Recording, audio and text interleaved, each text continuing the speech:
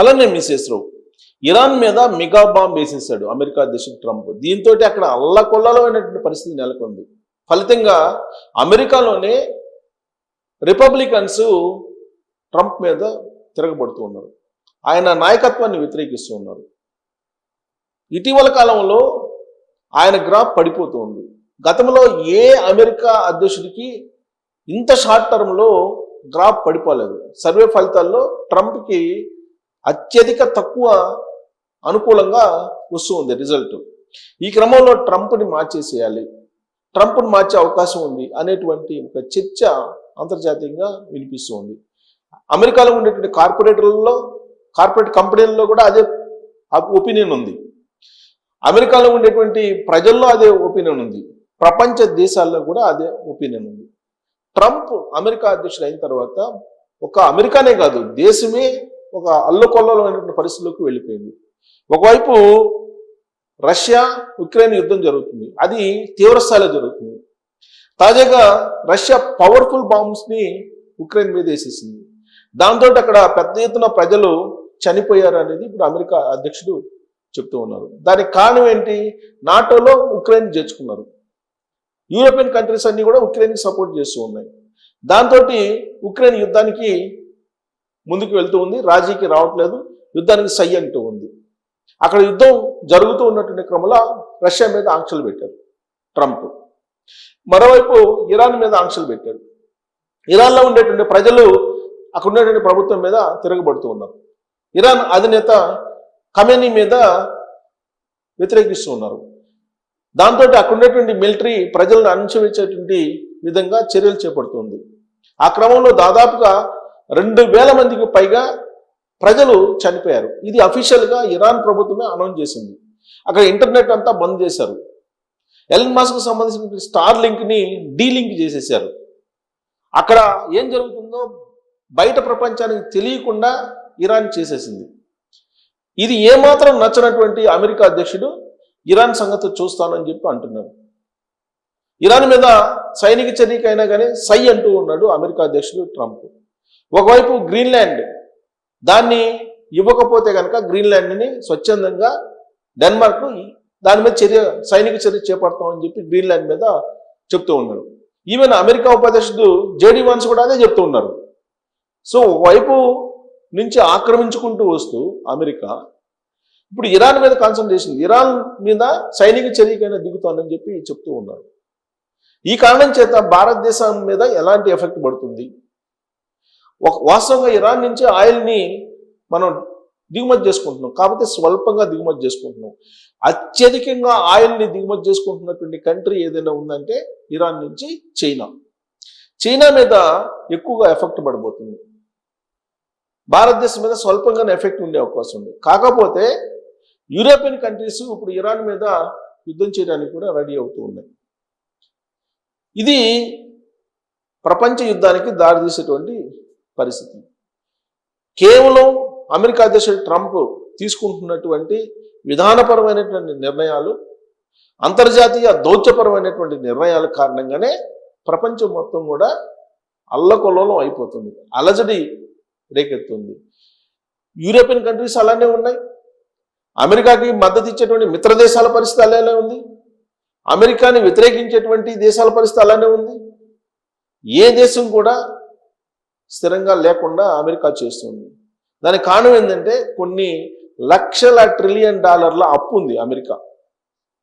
ఇలాంటి చర్యలు కనుక తీసుకోకపోతే ఆ అప్పు నుంచి బయటపడేటువంటి పరిస్థితి లేదు.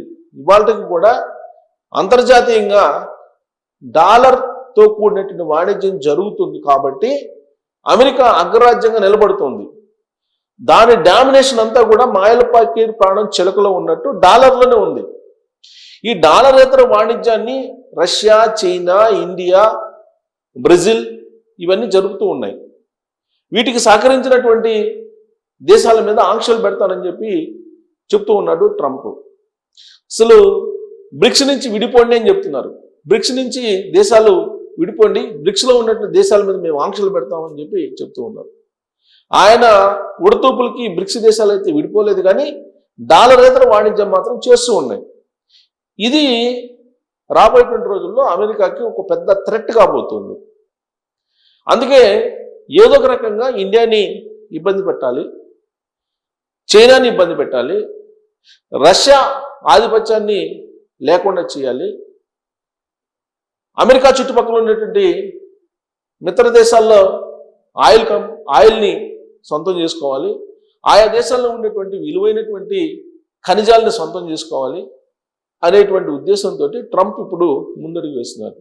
దాంట్లో భాగంగా ఉక్రెయిన్లో ఉండేటువంటి విలువైనటువంటి నిక్షేపాలను, విలువైనటువంటి ఖనిజాలని సొంతం చేసుకుంటూ ఆయన రాయించుకున్నాడు ఉక్రెయిన్ అధ్యక్షుడిగా ఉన్నటువంటి జెలెన్స్కీ తోటి. తొలి మీటింగ్లో ఆయన ధిక్కరించి వచ్చినప్పటికీ ఆ తర్వాత జెలెన్స్కీ రాసేవకు తప్పలేదు. అలాంటి పరిస్థితి ఇప్పుడు ఇరాన్లో కూడా రావాలని కోరుకుంటున్నాడు ఆయన. అందుకే ఇరాన్లో నరమేధాన్ని ప్రోత్సహిస్తూ ఉన్నారు. నరమేధం జరుగుతుంది అక్కడ. ఇప్పుడు ఆ నరమేధాన్ని అడ్డుకునేందుకు అక్కడ ఉండేటువంటి ప్రభుత్వం ప్రయత్నం చేస్తుంది. అక్కడ ఉగ్రవాదులు అక్కడ నరమేధాన్ని సృష్టిస్తున్నారని చెప్పి అక్కడ ప్రభుత్వం చెప్తుంది. కానీ ప్రభుత్వమే ప్రజల్ని చంపేస్తుందని చెప్పి అమెరికా భావిస్తుంది. ఇలాంటి పరిస్థితుల్లో ప్రజలు మీరెవరు తగ్గద్దు, మీరు ఆ ప్రభుత్వమే తిరగబడండి, త్వరలోనే మీకు సహాయం అందించడానికి మేము వస్తున్నాం అని చెప్పి ఆయన ఒక ట్వీట్ చేయడం జరిగింది ట్రూత్లో, ఆయన ఖాతా ట్రూత్లో. అదేంటంటే మిగా అంటే ఏంటి? Make Iran great again. MAGA, make America great again, ఇది మాగా 2024 ఎన్నికలకు ముందు ట్రంప్ వినిపించినటువంటి నినాదం. అదేలాగా ఆయన మిగా అంటూ ఒక ట్రూత్లో ట్వీట్ చేశారు. మేము వస్తున్నాం, మేము ఆదుకుంటాం, మీరు మాత్రం అక్కడ ఉండే ప్రభుత్వం మీద తిరగబడండి, ఫైట్ చేయండి, ఏమాత్రం తగ్గద్దు అని చెప్పి అక్కడ ఉండేటువంటి ప్రజలకి ఆయన ఉత్సాహం నింపేలాగా ఆయన ట్వీట్లు పెడుతూ ఉన్నారు. వస్తున్నామని అంటే చైనీకి వస్తున్నామని చెప్పి భావిస్తుంది ఇరాన్. ఎలా అంటే మిగా పద్ధతి, మిగాని నేను మిగా అని చెప్పి ఆ ట్రూత్లో మెన్షన్ చేశారు. ఆ మిగా అంటే ఏంటి అనేది ప్రపంచవ్యాప్తంగా ఇప్పుడు చర్చ జరుగుతుంది. ఆ మిగా అంటే మేక్ ఇరాన్ గ్రేట్ అగైన్ అనేటువంటిది నినాదం. అది జరగాలంటే ట్రంప్ ఇరాన్లోకి అడుగు పెట్టాలి.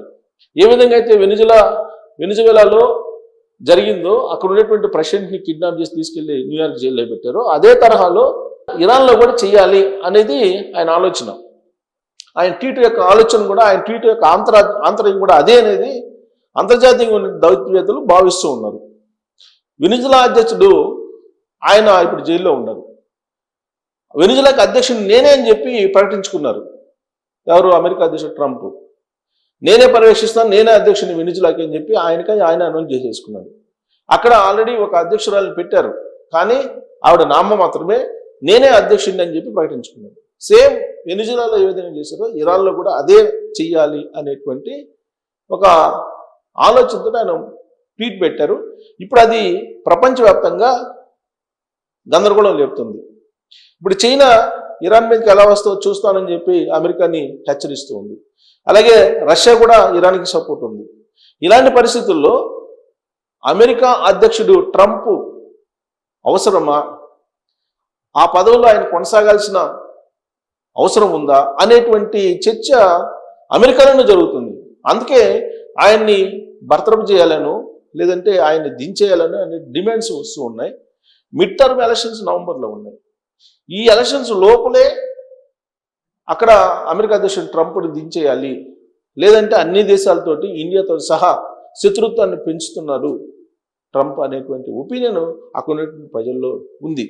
మరి ఆయన ఇరాన్ని ఆక్రమించుకుంటాడా? మిగా బాంబ్ అనేది పనిచేస్తుందా? వెనిజులా తరహాలో ఇరాన్ని ఆక్రమించుకోవడం అంత ఈజీనా? రష్యా, చైనా ఒప్పుకుంటాయా ఆ పని చేస్తే అనే దాని మీద మీరు కామెంట్ చేయొచ్చు. Thank you.